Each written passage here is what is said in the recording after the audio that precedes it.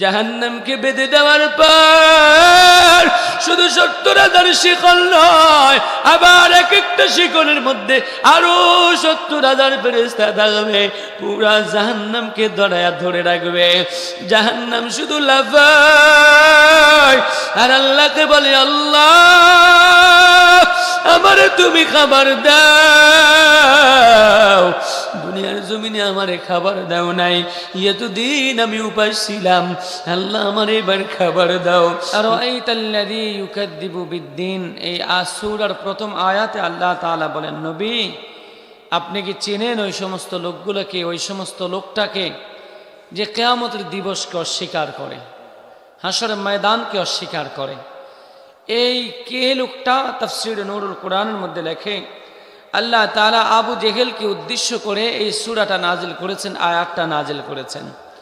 শুধু আবু জেহেল কিয়ামতকে অস্বীকার করে বিষয়টা এমন নয়, বরং এই জমিনে আরো কিছু নাস্তিক বেঈমান আছে, ওরাও কিয়ামতকে অস্বীকার করে কি করে না? আরো জোরে বলেন, করে কি করে না? কিয়ামত হবে কি হবে না? আল্লাহু আকবার। হাদিসের মধ্যে আসে রাসূল আরবি সাল্লাল্লাহু আলাইহি ওয়াসাল্লাম বলেন, এই জমিনে কিয়ামতের ছোট ছোট অনেক আলামত রয়েছে, বড় বড় আলামত রয়েছে। ছোটগুলাকে বলা হয় আলামতে সুগরা, বড়গুলাকে বলা হয় আলামতে কুবরা। ছোট ছোট যত আলামত রয়েছে সবগুলো আলামত দুনিয়ার জমিনে বাস্তবায়ন হয়ে গিয়েছে, আর কোনো ছোট আলামত দুনিয়ার জমিনে বাকি নাই। সন্তান মা বাবার অবাধ্য হওয়া, এটা কিয়ামতের আলামত। তারপরে জেনা, চুরি, ডাকাতি এগুলো বেড়ে যাওয়া, এটা কিয়ামতের আলামত। ওস্তাদ শাগির্দের বিরুদ্ধে কথা বলা, এটা কিয়ামতের আলামত। ছাত্র ওস্তাদের বিরুদ্ধে কথা বলা, এটা কিয়ামতের আলামত। এজন্য মেরে ভাই দোস্ত বুজুর্গ, নামাজ না পড়া কিয়ামতের আলামত, সুদ খাওয়া কিয়ামতের আলামত, ঘুষ খাওয়া কিয়ামতের আলামত। এগুলো হলো আলামতে সুগরা, ছোট আলামত। সবচেয়ে বড় আলামত যেগুলো, সূর্য পশ্চিম দিক থেকে উঠা, তারপরে আসমান জমিন ভেঙ্গে খান খান হয়ে যাওয়া, ইমাম মাহদী আলাইহিস সালাম আসা, কানা দাজ্জাল জমিনে অবতরণ করা, ঈসা আলাইহিস সালাম দুনিয়ার জমিনে অবতরণ করা, এগুলো হলো বড় আলামত। তবে দুনিয়ার জমিনের ছোট আলামতগুলো হয়ে যাওয়ার পর পৃথিবীর অবস্থা এমন পরিলক্ষিত হচ্ছে যে কিয়ামত আসতে আর বেশি দিন সময় নাই। জোরে কোন কথা ঠিক কিনা? إذا الشمس كورت وإذا النجوم انكدرت وإذا الجبال سيرت وإذا العشار عطلت وإذا الوحوش حشرت وإذا البحار سجرت الله أكبر الله أكبر এরে বনি আদমের দল, কিয়ামতের অনেকগুলো আলামত আল্লাহ তাআলা কোরআনে কারীমের মধ্যে তুলে ধরেছেন। আল্লাহু আকবার, আল্লাহু আকবার। বলে দুনিয়ার জমিনে ব্যবসায়ী তার ব্যবসা নিয়ে সুন্দর করে ব্যবসা সাজিয়ে বসবে, ফল দোকানদার তার ফলগুলো সাজিয়ে বসবে, মাছ দোকানদার তার মাছ নিয়ে সাজিয়ে বসবে, ক্রেতা বিক্রেতা এক একজন এক এক অবস্থায় থাকবে, বিক্রেতা তার ক্রেতার অবস্থায় অপেক্ষায় থাকবে, মাদ্রাসাওয়ালারা ছাত্রের অবস্থায় থাকবে, ছাত্র মাদ্রাসার শিক্ষক আসার অপেক্ষায় থাকবে। দুনিয়ার জমিনে যার যার যে কাজ রয়েছে, কাজ নিয়ে মানুষগুলো ব্যস্ত থাকবে। ইরান জাহাবাতিশ শামস, এমন সময় দেখবে সূর্য বেনূর হয়ে গেছে, সূর্যের মধ্যে আলো নাই, সূর্য বেনূর হয়ে গেছে, সূর্য অন্ধকার হয়ে গেছে। বন্ধুরে, এই মাইকের মধ্যে, এই প্যান্ডেলের মধ্যে লাইট জ্বলে, হঠাৎ করে যদি ঠাস ঠাস করে সবগুলো লাইট ভেঙে চুরমাচুর হয়ে যায়, সবগুলো যদি অন্ধকার হয়ে যায়, মানুষগুলো দৌড়া দৌড়ি শুরু করবে, মানুষগুলো বলবে হায় হায়, লাইটগুলো ঠাস ঠাস করে ভেঙে পড়ছে, না জানি কারেন্ট শর্ট করে, অন্ধকারে কিচ্ছু দেখা যায় না, এক একজন এক এক দিকে দৌড়ায়। আল্লাহু আকবার। বন্ধু, ইদান যাহাবাতিশ শামস, দুনিয়ার জমিনে মানুষ ব্যবসায়ী ব্যবসা সাজা বসে আছে, হঠাৎ করে দেখবে সূর্য পড়ে গেছে। সূর্য কোথায় পড়বে? ইদাশ শামসু কুওয়ারাত ওয়া ইদান নুজুমু কাদারাত ওয়া ইদাল জিবালু সুয়িরাত। কোরআনের মধ্যে আল্লাহ জানা দেয়, বান্দা এই সূর্য যেটা জমিনে দেখো, এই সূর্যটা একদিন জমিনের মধ্যে ঘষে পড়বে, সাগরের উত্তাল ঢেউয়ের মধ্যে ঘষে পড়বে, চন্দ্র সূর্যগুলো সব ঘষে পড়বে। বান্দারে, তুমি মনে করছো পূর্ব আকাশ থেকে সূর্য উঠে, এটা মনে হয় এমনি এমনি উঠে। না না না, তাফসীরে নূরুল কোরআনের মধ্যে লেখে, সূর্যটা পূর্ব আকাশ থেকে উঠিয়া পশ্চিম আকাশে যখন অস্ত যায়, পশ্চিম আকাশে অস্ত যায়, আরশ আজিমের নিচে চলে যায়, মালিকের আরশের নিচে যায়, সিজদায় পড়ে সূর্য ডাক দিয়ে আর কান্দে, আল্লাহ আজকে শনিবার, তুমি আমারে উঠার অনুমতি দিয়েছো, আমি উঠেছি, বলো না আল্লাহ আগামীকাল রবিবার আমি উঠবো কিনা। সূর্যকে যদি আল্লাহ অনুমতি দেয়, যাও যাও উঠো, সূর্য আবার রবিবার পূর্ব আকাশ থেকে উঠে পরের দিন আবার যা মালিকানা আরশ আজিমের নিচে যা অনুমতি চাই। এভাবে প্রত্যেক সপ্তাহে 7 দিন 12 মাসে 30 দিন করে সূর্য যা অনুমতি চায়, আমার আল্লাহ অনুমতি দেয়। একদিন আসবে আমার আল্লাহ বলবে, সূর্য না না না, আজকে পূর্ব দিক থেকে তোর উঠার কোনো অনুমতি নাই, পশ্চিম দিক থেকে উঠো। ওই দিন সূর্য পশ্চিম দিক থেকে উঠবে, এটা কোনো আলামতে কুবরা, বড় আলামত শুরু হয়ে যাবে, মানুষগুলো বুঝে যাইবে আর দৌড়ে দৌড়ে শুরু করবে, আরে সূর্য তো পূর্ব দিক থেকে উঠার কথা, আজকে কেন পশ্চিম দিক থেকে উঠে? মানুষ বুঝে যায় কিয়ামত শুরু হয়ে গেছে। আল্লাহু আকবার বন্ধু, তখন থেকে আর কারো কোনো তওবা কবুল হবে না। এই দুনিয়ার জমিনে বন্ধু, চোর তুমি চুরি করেছো, ডাকাত তুমি ডাকাতি করেছো, সন্ত্রাস তুমি সন্ত্রাসী করেছো, এখনো তওবা করার সময় আছে। এখনো মালিককে যদি ডাকে দাও, আল্লাহ অন্যায় করেছি, গুনাহ করেছি, মাফ করে দাও গো, বলেন না আমার আল্লাহ মাফ করতে পারে কি পারে না? আর তো জোরে কোন পারে কি পারে না? এটা বন্ধু আমার আর আপনার ডানে বামে দুজন ফেরেশতা আছে না নাই? একজন নেক আমল লেখে ডান কাঁধের ফেরেশতা, বাম কাঁধের ফেরেশতা বদ আমল লেখে। কেরামান কাতিবিন রাহাম খবরনির, এই কেরামান কাতিবিন দুজন ফেরেশতা, ডান পাশের ফেরেশতা নেক আমল লেখে, বাম পাশের ফেরেশতা বদ আমল লেখে। আমার আল্লাহ কেমন রহমান, ডান কাঁধের ফেরেশতা নেক আমল লিখতে কারো কাছে জিগায় না, কারো কাছে জিজ্ঞাসা করা লাগে না। একটা লোক যখন নামাজের নিয়ত করে, সাথে সাথে লিখে ফেলে সব। নামাজ এখনো পড়ে নাই বান্দা, মসজিদে এখনো যায় নাই, নিয়ত করেছে, সাথে সাথে নামাজের সব লিখে দেয়। মাত্র ওযু করতেছে, এখনো মসজিদে যায় নাই, বান্দা নামাজ পড়ার জন্য যায়, প্রতিমধ্যে তার মরণ হয়ে যাইতে পারে, পারে কি পারে না? এরে বন্ধু, আমার আল্লাহ কেমন রহমান, আমার আল্লাহ কেমন দয়ালু, কত দয়া করে মায়া করে আমার আল্লাহ তোরে আর আমারে বানাইছে। এরে বান্দা, এই লোকটা মাত্র ওযু করে মসজিদের দিকে যায়, আল্লাহর ফেরেশতা তার নেক আমল লিখে ফেলে। প্রতিমধ্যে যদি লোকটা মারা যায়, তারপর নামাজ সে পড়তে পারে নাই, তারপরও তার নেক আমল কাটা যায় না। ফেরেশতা আল্লাহকে বলে, আল্লাহ তোমার বান্দা তো নামাজ পড়তে যাইতেছিল, তুমি তাকে দুনিয়ার জমিন থেকে নিয়ে গেছো কি করার? জীবিত থাকলে তো তোমার বান্দা নামাজই পড়তো। জোরে কান্না সুবহানাল্লাহ। পক্ষান্তরে বাম পাশের ফেরেশতা, এ গুনাহ লিখতে হইলে এটার অনুমতি লাগে। কোনটার? কোন কাঁধের? ডান কাঁধের। ডান কাঁধেরটা লিখতে কারো অনুমতি লাগে না, বাম কাঁধেরটা লিখতে অনুমতি লাগে। ওরে জিগায়, কয় ফেরেশতা বড় তো আব্দুর রহিম তো চুরি করতে যায়, প্ল্যান করছে, মাত্র ওরা 5 বন্ধু মিলে প্ল্যান করছে, আজকে একজনের ডাব চুরি করবে, নারিকেল চুরি করবে, আজকে আরেকজনের গাছ থেকে সুপারি চুরি করবে। বলে এরা তো প্ল্যান করেছে, গুনাহ লিখবো কিনা? বলে না, খবরদার, এখনো গুনাহ করে নাই, মাত্র প্ল্যান করেছে, কেন লিখবা?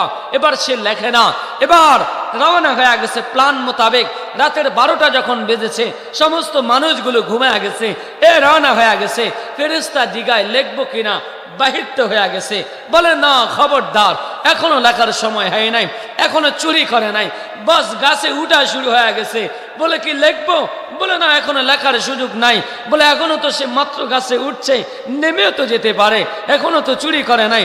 এবার উঠার পরে আল্লাহর বান্দা সুপারিগুলো নিয়েছে, চুরি করে এবার রওনা হয়ে গেছে। এবার ফেরেশতা জিগায় লিখবো কিনা? বলে হ্যাঁ, এবার লিখতে পারো, অনুমতি আছে। এবার বাম খানের ফেরেশতা তার নামে সুপারি চুরির গুনাহ লেখে, ডাব চুরির গুনাহ লেখে, কলা চুরির গুনাহ লেখে, জুতা চুরির গুনাহ লেখে, দেশীয় সম্পদ চুরির গুনাহ লেখে।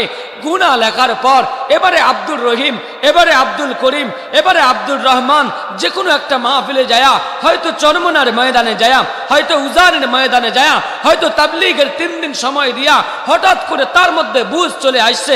ওলামায়ে কেরামের জবান থেকে বয়ানটা শোনার পরে তার মধ্যে একটা চেতনা চলে আসছে। মসজিদে যায়া রবের কাছে কান্না শুরু করছে, রব আমি না গুনাহ করেছি, হয় আমি আমার জীবনটা তো বরবাদ করে দিয়েছি।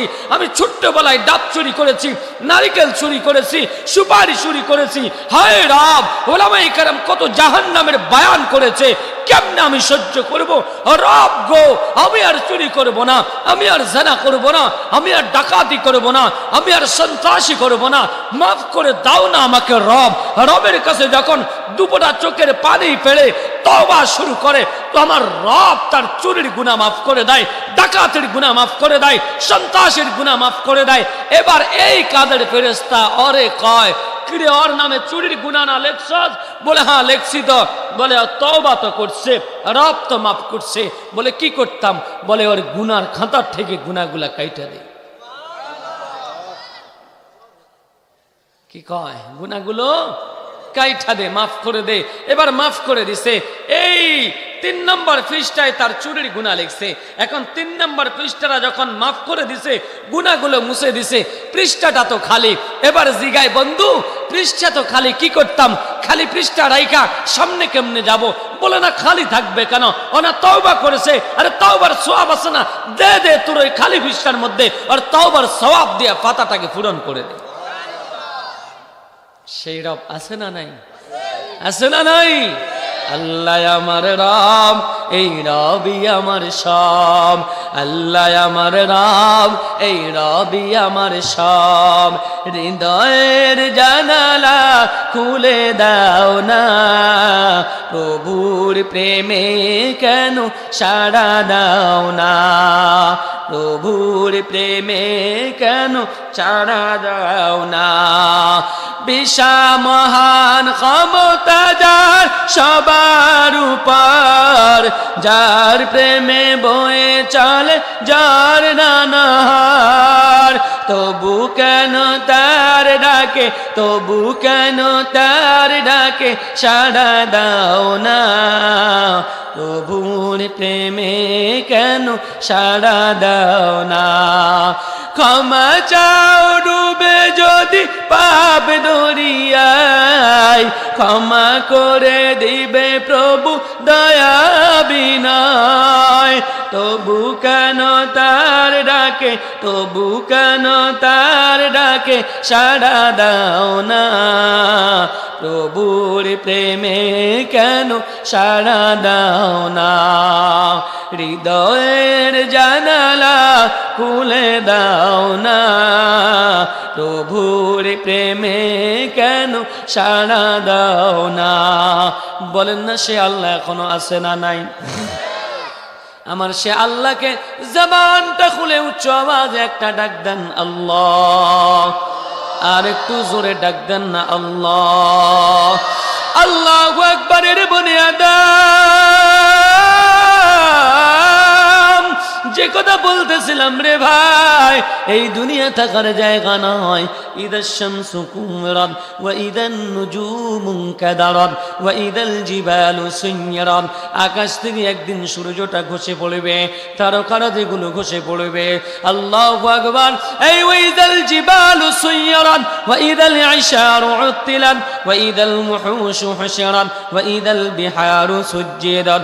আল্লাহু আকবার। এর বনি আদম, এই জমিনটা উঠতে থাকবে, গাছগুলো উঠতে থাকবে, পাহাড় পর্বত ভেঙ্গে চুরমার হয়ে খান খান হয়ে যাবে, সবগুলো উঠতে থাকবে। আল্লাহু আকবার, আল্লাহু আকবার। দুনিয়ার জমিনে একজন ফেরেশতা আছে, নাম তার ইসরাফিল আলাইহিস সালাম। আল্লাহ তার একটা দায়িত্ব দিয়েছেন, কাদের মধ্যে একটা সিংহা নিয়ে বসে আছে। বন্ধু, এই সিংহাটা ইসরাফিল আলাইহিস সালাম জীবনে 2 বার মাত্র ফু দিবেন। কয়বার? একটু জোরে খান না, কয়বার? মাত্র 2 বার ফু দিবে। একবারে কিয়ামতের আগে দিয়া ইসরাফিল আলাইহিস সালাম সিংহায় ফু দেওয়ার জন্য আল্লাহ বলবে, ইসরাফিল তুমি সিংহার আওয়াজ দিয়া দে, বাজা বাজা বাজা, তোর বাঁশিটাকে একবার বাজায়া দে। ইসরাফিল আলাইহিস সালাম যখন বাঁশিটা বাজায়া দিবে, বন্ধুরে পুরা পৃথিবীর মধ্যে যতগুলো মানুষ থাকবে সবগুলোর কর্ণকৌহরে আওয়াজটা পৌঁছে যাবে, কারো কানের পর্দা ফেটে যাবে, মানুষগুলো চিৎকার দিয়া দিয়া এই জমিন থেকে বেহুশ হয়ে জমিনে পড়ে যাবে, সমস্ত মানুষগুলো মৃত্যুবরণ করবে, একজন মানুষ আর জীবিত থাকবে না। এবার আল্লাহ তাআলা আজরাইল আলাইহিস সালামকে ডাক দিবে, আজরাইল মান বাকিয়া ইয়া আজরাইল, এ আজরাইল আর কে কে বাকি আছে? বলবে আল্লাহ আনা ওয়া আনতা ওয়া আনতাল হাইয়্যু লা ইয়ামুত। এ আল্লাহ আমি আছি, আপনি আছেন, আপনার আরশ বহনকারী 8 জন, আল্লাহর বিশাল আরশ বহন করে 8 জন ফেরেশতা। কয়জন? 8 জন ফেরেশতা কাঁধে নিয়ে মালিকের আরশটা দাঁড়ায়া থাকে রে বন্ধু। এবার আল্লাহ আজরাইলকে বলার পর বলবে, আল্লাহ আমি আর আপনি জীবিত আছি, আর আপনার আরশ বহনকারী 8 জন ফেরেশতা আছে। আমার আল্লাহ বলবে, আজরাইল রে আমার আরশ বহন করা লাগবে না, মালিকের কুদরতি নাম নিয়ে দাঁড়ায়া থাকবে, আরশ বহনকারী 8 জন ফেরেশতাকে শেষ করে দাও। আজরাইল আলাইহিস সালাম এক এক করে আরশ বহনকারী 8 জন ফেরেশতার জান কবজ করবে। এবার জিজ্ঞাসা করবে, মান বাকিয়া, আজরাইল আর কে বাকি আছে রে? বলবে, আল্লাহ আনা ওয়া আনতা আল হাইয়্যু লা ইয়ামুত, এ আল্লাহ আমি আর আপনি আছি, আর কেউ নাই গো। তবে চূড়ান্ত সিদ্ধান্ত হলো আপনার কোনো মরণ নাই, আপনার কোনো মরণ হবে না। আল্লাহর কোনো মরণ আসেনি, এত জোরে এখন আসেনি। আল্লাহু আকবার। বন্ধু, আল্লাহর কোনো মরণ নাই। আবার আল্লাহ ডাক দিয়ে দিবেন, মুতি আজরাইল, আজরাইল তুমি মারা যাও, তোমার জান কবজ করো। আজরাইল আলাইহিস সালাম বিকট একটা চিৎকার দিয়া বলবে, আল্লাহ মানুষের জান কবজ করা যে কত মারাত্মক, মানুষের মৃত্যু যে কত ভয়াবহ। আল্লাহু আকবার। আমি যদি জানতাম আমার জান আমাকে কবজ করা লাগবে, আমি আজরাইল ইহজিন্দিতে মানুষের জান কবজ করতাম না। কারণ মানুষের জান আমি আজরাইল কবজ করেছি, আমি দেখেছি মানুষের জান কবজ করতে গেলে মানুষের কত কষ্ট হয়, কত মানুষ চোখ উল্টা বলে, কত মানুষ চিৎকার দিয়া দিয়া ব্রেন স্ট্রোক করে ফেলে, চোখে মুখে দিয়া পানি বের হয়ে যায়, পেশাব পায়খানা পর্যন্ত করে দেয়। আল্লাহু আকবার। রে বন্ধু, এমন এক আত্মীয়ের মৃত্যুর ঘটনা আপনাদেরকে শুনাই। আল্লাহু আকবার। আমার বোনের ভাসুরের ছেলে, মাত্র 17-18 বছর বয়স যুবক ছেলেটা, বিবাহ এখনো করে নাই। ঘরের মধ্যে 2-4-5 জন মহিলা সহ একসাথে নাস্তা করে আর গল্প করে। হঠাৎ করে যুবক ছেলেটা বলে, আমারে তোরা কেন দৌড়াও? আমারে দৌড়াইস না, না আমারে কেন তোরা দৌড়াও? আমারে ছেড়ে দে, আমারে ছেড়ে দে, আমার ভয় লাগে, আমার ভয় লাগে। ঘরের মহিলারা কয়, কি হয়েছে আর কি হয়েছে? আল্লাহু আকবার। কেন এমন করে? কেউ বোঝে না, কেউ বোঝে না কেন এমন করে। সে তো আজরাইলকে দেখে রে বন্ধু, যার মৃত্যুর সময় কোনি আসে, বলেন না সে আজরাইলকে দেখে কি দেখে না? আবার এই যুবক ছেলেটা দৌড়াইয়া ঘরের মধ্যে রুমে রুমে শুধু দৌড়ায় আর বলে, আমার ছেড়ে দাও, আমার দৌড়াইস না। আল্লাহু আকবার। ঘরের মহিলারা ওরে জড়ায়া ধরছে। কি হয়েছে বাবা, কেন দৌড়াও?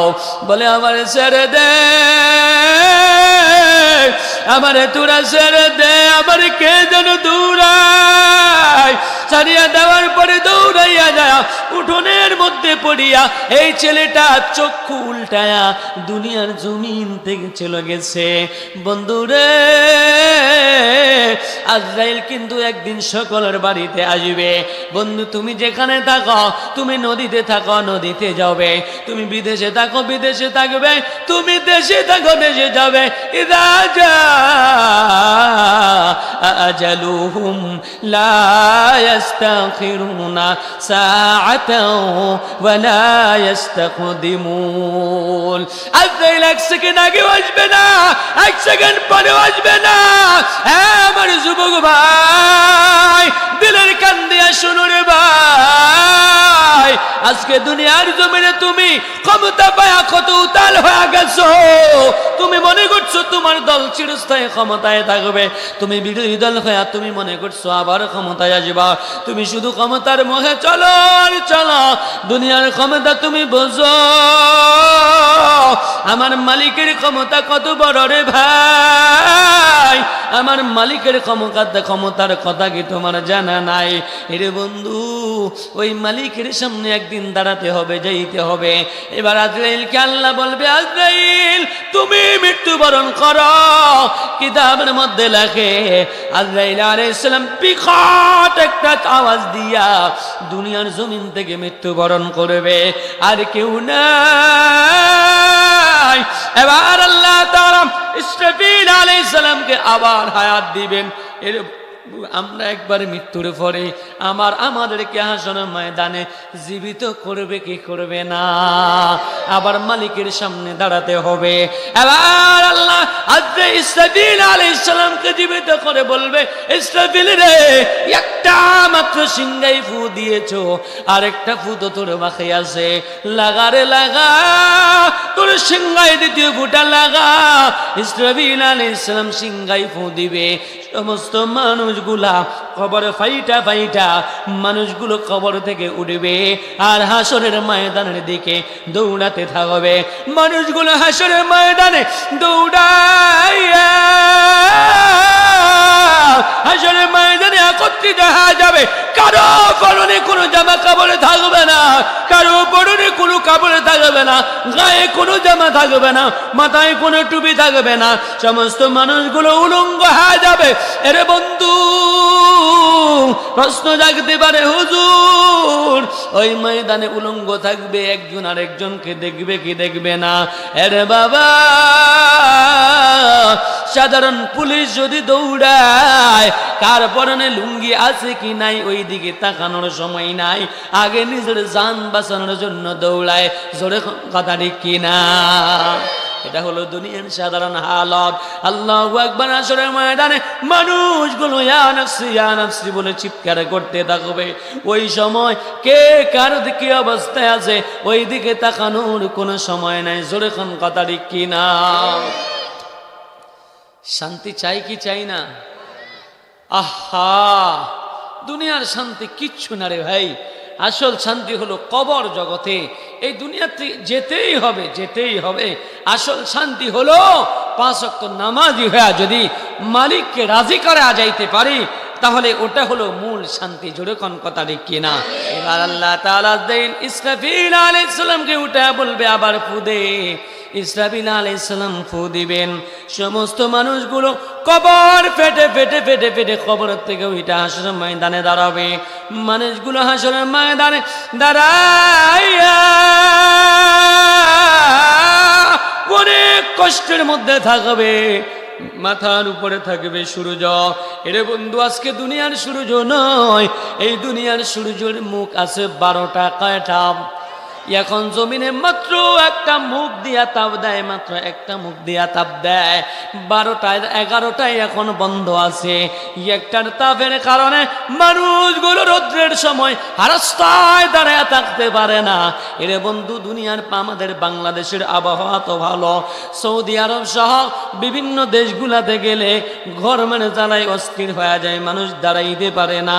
আল্লাহু আকবারের বান্দা, এবার হাসরের ময়দানে মানুষগুলো দাঁড়ায়া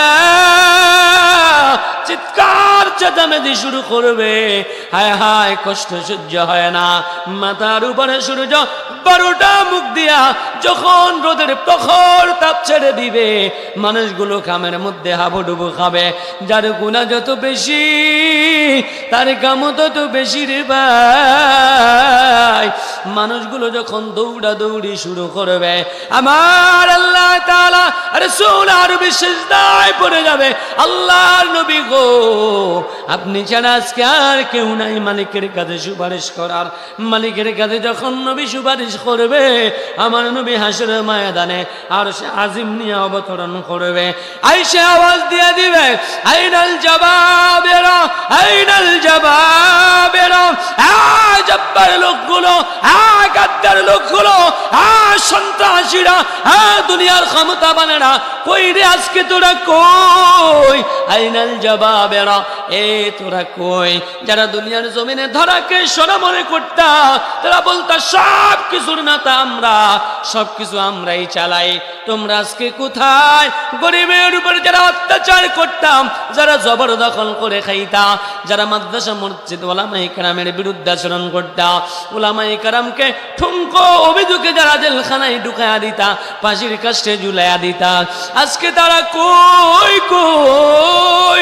আল্লাহ যখন এই আওয়াজ দিয়া ডাক দিবে, একজন মানুষও কোনো কথা বলবে না, পুরা হাসরের ময়দানটা স্তম্ভিত হয়ে যাবে, কারো দিক থেকে কোনো আওয়াজ নাই। এবার আমার আল্লাহ যখন দেখবে কেউ কোনো কথা বলবে না, আল্লাহ আবার ডাক দিবে, লিমানিল মুলকুল ইয়াউম। এই হাসরের ময়দানের মানুষগুলা বাল বাল, আজকে এই হাসরের ময়দানের মালিক কে? মানুষগুলো পুরা হাসরের ময়দানে আওয়াজটা চলতে থাকবে, বাজতে থাকবে, বাজতে থাকবে, মানুষগুলো কেউ কোনো কথা বলবে না। আমার আল্লাহ অনেকক্ষণ পর্যন্ত চুপ থাকবেন, কোনো মানুষ কোনো কথা বলবে না, জবাব দিবে না। আমার আল্লাহ নিজেই জবাব দিয়া দিবে, লিল্লাহিল ওয়াহিদিল কাহ্হার। আজকে হাসরের ময়দানের মালিক একমাত্র একজন, তিনি কে? আরেকটু জোরে কন্যা, তিনি কে? আল্লাহু আকবার। বন্ধু, কোনো মানুষ কোনো কথা বলবে না, আমার আল্লাহ বলবে আজকে হাসরের ময়দানের মালিক আমি, আমি ছাড়া আর কেউ নাই। হাসরের ময়দান কায়েম হয়ে যাবে, বিচার দিবস শুরু হয়ে গেছে। এবার মানুষগুলো দুইটা দলে বিভক্ত হয়ে যাবে, এবার মানুষগুলো দুইটা দলে বিভক্ত হয়ে যাবে। আল্লাহ ডাক দিয়া দিবে, ওয়ামতাজুল ইয়াউমা আইয়ুহাল মুজরিমুন। গুনাহগার লোকেরা, জালেম লোকেরা, দুনিয়ার জমিনে যারা অন্যায় করেছো, অত্যাচার করেছো, জুলুম করেছো, তোরা আমার নেককার বান্দাদের থেকে আলাদা হয়ে যা। মানুষগুলো আলাদা হবে না, মানুষগুলো এক একজনের সাথে লুকায়া থাকবে, নামাজের পিছনে বেনামাজি লুকায়া থাকবে। আমার আল্লাহ তাআলা মানুষগুলোর জবান বন্ধ করে দেবে, মুখের মধ্যে তালা লাগাইয়া আমার আল্লাহ এবার কোরআনের মধ্যে বলেন, আল ইয়াউমা নাখতিমু আলা আফওয়াহিহিম ওয়া তুকাল্লিমুনা আইদিহিম ওয়া তাশহাদু আরজুলুহুম বিমা কানু ইয়াকসিবুন। আল্লাহ বলবে আজকে, জাহান্নামী তোর আজকে মুখ বন্ধ, তোর মুখ দিয়ে আজকে কোনো কথা বলার সুযোগ নাই। আজকে তোর হাত কথা বলবে, আজকে তোর পাও কথা বলবে। হাত পাও গুলা বন্ধু একটু দিলের কান দিয়া শুনুন রে ভাই, এই হাত পাওয়ার জন্য আজকে কত রকমের লোশন ব্যবহার করে, কত দামি দামি সাবান, কত দামি দামি ভ্যাসলিন, কত শুনুন, কত আইলা, কত মাস্কারা, কত কিছু ব্যবহার করি রে ভাই। আমার যুবতী বোন, ওই হাসরের ময়দানে আল্লাহর আদালতে এই মুখ বন্ধ করে দেওয়ার পর এই হাত পাও গুলো বলবে, আল্লাহ আমার এই হাত দিয়া ন্যায়ের পক্ষে ছিল না, অন্যায়ের পক্ষে কাজ করেছে। আল্লাহ গো, এই হাত দিয়ে আরেকজনের বিরুদ্ধে মিথ্যা সাক্ষী দিয়েছে, জাল সাইন দিয়েছে। আল্লাহ এই হাত দিয়া রাজনীতি করার কারণে ওলামায়ে কেরামের উপর মাথায় আঘাত করেছে, এই হাত দিয়া দিনের অধিকার রাত্রে কায়দা নিয়ে চলে গেছে, আল্লাহকে সাক্ষী দিয়া দিবে। পাও বলবে আল্লাহ, এই পাও দিয়া মসজিদে যায় নাই, ওয়াজ মাহফিলে যায় নাই, এই পাও দিয়া চুরি করতো, ডাকাতি করতো রাতের বেলা, আরেকজনের মেয়ের পিছে দৌড়াইতো, এইভাবে রবের সামনে সাক্ষী দিয়া দিবে। এবার মানুষগুলোর হিসাব নিকাশ হওয়ার পর পুরা হাসরের ময়দানে মানুষগুলো দুই ভাগে বিভক্ত হবে। কয় ভাগ? দুনিয়ার জমিনে বিভিন্ন দল আছে, কেউ আওয়ামী লীগ, কেউ বিএনপি, জামাত জাতীয় পার্টি, হেফাজত, তাবলিগ, পাবলিক, সরমনাই, দলের কোনো অভাব নাই। কেউ কালো, কেউ দলা, কেউ সুন্দর, কেউ মোটা, কেউ টাকাওয়ালা, কেউ গরিব, কেউ পয়সাওয়ালা, কেউ ক্ষমতাবান। হাসরের ময়দানে কোনো ক্ষমতা থাকবে না, কোনো নেতাগিরি চলবে না। ওই হাসরের ময়দানে কেউ কোনো তাকাব্বুরি অহংকারী করবে না। দল হবে কয়টা? একটু জোরে কোন?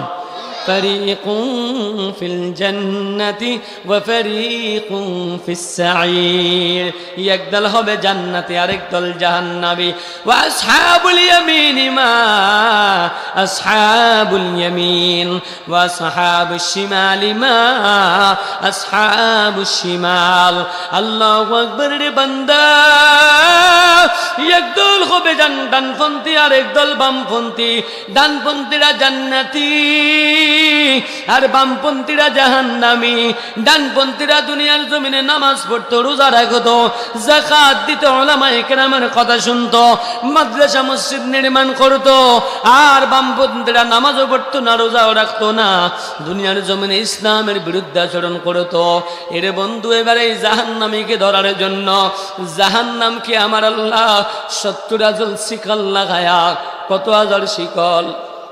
70,000 শিকল লাগায়া আমার আল্লাহ জাহান্নামকে বেঁধে ধরবে। জাহান্নামকে বেঁধে দেওয়ার পর শুধু 70,000 শিকল নয়, আবার এক একটা শিকলের মধ্যে আরো 70,000 ফেরেশতা থাকবে, পুরা জাহান্নামকে ধরে রাখবে। জাহান্নাম শুধু লাফায় আর আল্লাহকে বলে, আল্লাহ আমারে তুমি খাবার দাও। দুনিয়ার জমিনে আমারে খাবার দাও নাই, এতদিন আমি উপাস ছিলাম, আল্লাহ আমার এবার খাবার দাও। রে বন্ধু, এবার আল্লাহ তাআলা জাহান্নামকে একটু ঠেকায় রাখবে, জাহান্নাম বরদাস্ত হয় না, বলবে আল্লাহ আমার খাবার দাও। এবার আল্লাহ জাহান্নামীদের তালিকা বানাবে। রে বন্ধু, ওই জাহান্নামীদের অবস্থা কত ভয়ঙ্কর, জাহান্নামের অবস্থা শুনো রে বন্ধু। ওই জাহান্নাম কত গভীর, যেই নদী যত গভীর ওই নদী তত ভয়ঙ্কর, যেই পুকুর যত গভীর ওই পুকুর তত ভয়ঙ্কর। জাহান্নাম কত গভীর, হযরত আবু হুরায়রা রাদিয়াল্লাহু তাআলা আনহু থেকে হাদিস বর্ণিত। আবু হুরায়রা বলেন, আমরা নবীজির সাথে একসাথে বসা ছিলাম, হঠাৎ করে বিকট একটা আওয়াজ। সাহাবায়ে কেরাম আমাদেরকে, রাসূল আরবি আমাদেরকে জিজ্ঞাসা করলেন, সাহাবীরা এটা কিসের আওয়াজ তোমরা শুনছনি? বলে ইয়া রাসূলুল্লাহ শুনছি। বলে জানোনি কিসের আওয়াজ? সাহাবীরা কয় আল্লাহু আলাম, আল্লাহু ওয়া রাসূলুহু আলাম, আল্লাহ এবং তার রাসূলই ভালো জানে। আল্লাহর নবী বলেন, সাহাবীরা রে, আজকে থেকে 70 বছর আগে আল্লাহ একটা পাথরকে জাহান্নামের মুখে নিক্ষেপ করছে।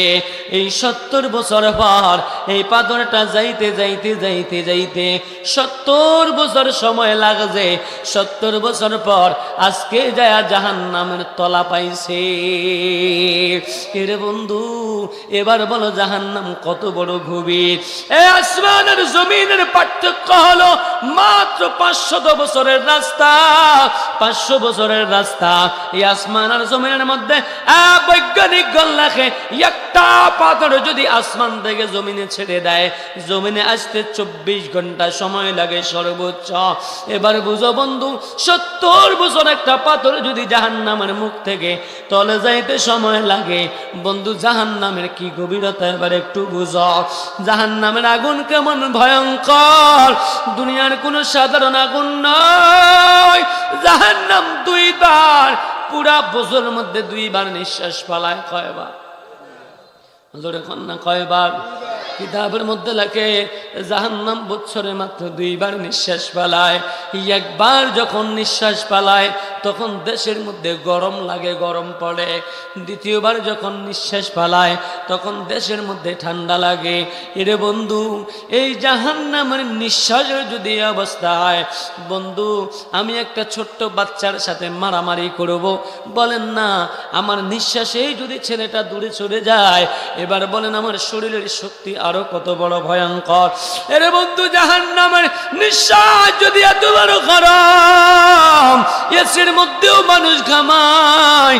আল্লাহু আকবার। বন্ধু রে, ওই জাহান্নামের আগুন কত বড় ভয়ঙ্কর। কিতাবের মধ্যে লেখে জাহান্নামের আগুনকে আল্লাহ 1000 বছর পর্যন্ত জ্বালাইলেন। জ্বালানোর পরে জাহান্নামের আগুনটা লাল বর্ণ হয়ে গেছে। আল্লাহ আরো 1000 বছর জ্বালাইলেন। জ্বালানোর পরে জাহান্নামের আগুনটা সাদা বর্ণের হয়ে গেছে। আল্লাহ আরো 1 বছর জ্বালাইলেন। আরো 1 বছর জ্বালানোর পরে জাহান্নামের আগুনটা বিভীষিকাময় অন্ধকার কালো হয়ে গেছে। বর্তমানে ওই কালো অবস্থায় আছে। বন্ধু, বেনামাজি বেরোজদারিকে আমার আল্লাহ যখন জাহান্নামের মধ্যে টাস টাস করে আল্লাহ পালায়া দিবে, জাহান্নামে হাউ মাউ করে চিৎকার দিতে থাকবে, গর্জন দিতে থাকবে, বাঁচাও বাঁচাও বলে চিৎকার করতে থাকবে। জাহান্নামের মধ্যে ফেরেশতা আছে, সুম্মুন বুকমুন উমিয়ুন ফাহুম লা ইয়ারজিউন। ওই জাহান্নামের ফেরেশতাগুলা বধির, ওরা অন্ধ, ওরা দেখবেও না, ওরা শুনবেও না।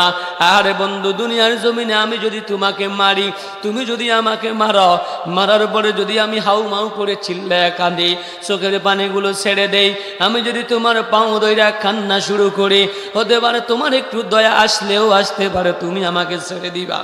আরে জাহান্নামের ওই আগুন, জাহান্নামের ওই ফেরেশতারা, ওরা দেখবেও না, ওরা শুনবেও না রে ভাই। কেমনে ওই জাহান্নামের আগুনে যাইবা?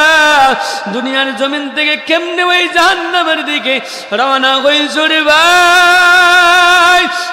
মা বোনেরা, দিলের কান দিয়ে শুনো, আমার রাসূল দুনিয়ার জমিন থেকে মেরাজের রজনীতে যাওয়ার পর আমার নবীজি একদল যুবকরে দেখছে। এ যুবক ভাইরা, তোমার হাতে পায়ে ধরে শুনে যাও। যুবক ভাইরা, দিলের কান দিয়ে শুনো, আমার নবী দেখে কিছু যুবক জাহান্নামের মধ্যে, জাহান্নামের রক্তের মধ্যে হাউডাউ করে, হাউমাউ করে রক্তের মধ্যে সাঁতার কাটে। আর জাহান্নামের পাথরগুলো, আগুনের পাথরগুলো, কয়লাগুলো মুখের মধ্যে দিয়া দিয়া দিয়া দিয়া খায়। আল্লাহু আকবার। আমার নবীজি গায়, ভাই জিবরাইল, এরা কারা, এরা কারা, কেন এরা জাহান্নামের এই অবস্থায়? আমার নবীকে জিবরাইল উত্তর দেয়, নবী গো, এরা আপনার উম্মতের মধ্যে ওই যুবকগুলা, ওই বৃদ্ধগুলা, ওই বান্দাগুলা যারা দুনিয়ার জমিনে ঘুষ খাইতো, সুদ খাইতো, ওই মানুষগুলা গরিব মানুষ, পরিশ্রম করিয়া ওদেরকে ব্যবসার টাকাগুলো দিয়ে দেওয়া লাগতো। গরিবের রক্ত এরা চুষে খাইতো। গরিব থেকে কিস্তির মাধ্যমে, কিস্তি দিয়া, কিস্তির বাহানায় অথবা সুদে টাকা লাগাইয়া সুদের বাহানায় এইভাবে তারা টাকাগুলো আত্মসাৎ করে নিত। মনে হয় এরা গরিবের রক্ত চুইসা খাইতো।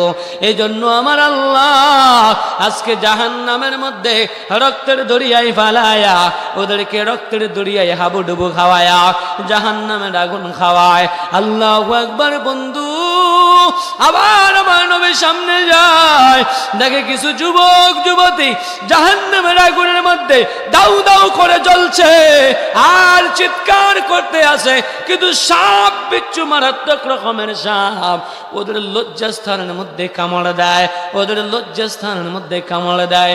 এরে বন্ধু, দুনিয়ার হালত একটু চিন্তা করো, একটু দিলের কান দিয়ে শুনো আমার যুবক ভাই। দুনিয়ার একটা সাপ নয়, একটা জোঁক, জোঁক, একটা জোঁক যদি তোমার লজ্জাস্থান দেয়া ঢুকে, চাই পুরুষ হোক নারী হোক।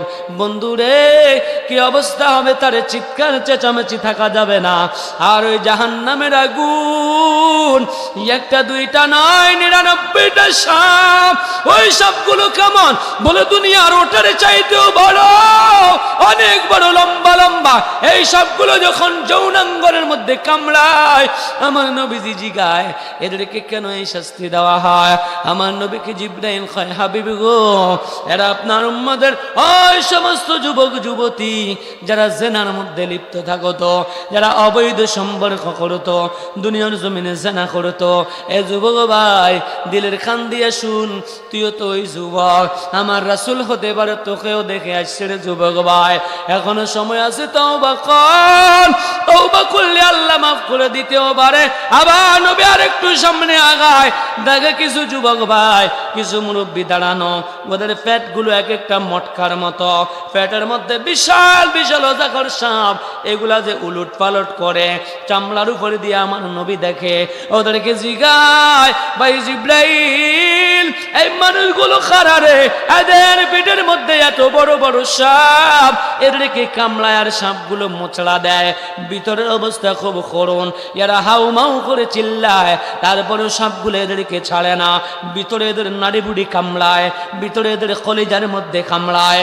রে বন্ধু, তোর পেটের মধ্যে যদি একটু ব্যথা হয়, যদি একটু গ্যাস্ট্রিকের পেইন হয়, আলসারের একটু ব্যথা হয়, যুবক ভাই, তোর চিৎকারে এই দুনিয়ায় থাকা যায় না, তোর ডাক চিৎকারে দুনিয়ায় থাকা যায় না। ঢাকার হসপিটাল থেকে তোরে বাদ দিয়া দিলে মাদ্রাজ তোরে সিঙ্গাপুরে নিয়ে যাওয়া যায়। হায় হায়, ওই হাসনের ময়দানের কথা একটু চিন্তা কর যুবক ভাই। নবীজি বলে, এরা কারা? বলে, এরা সুদ খাইতে খাইতে, ঘুষ খাইতে খাইতে দুনিয়ার নবী দুনিয়ার জমিনে নিজের পেটকে বড় করেছে।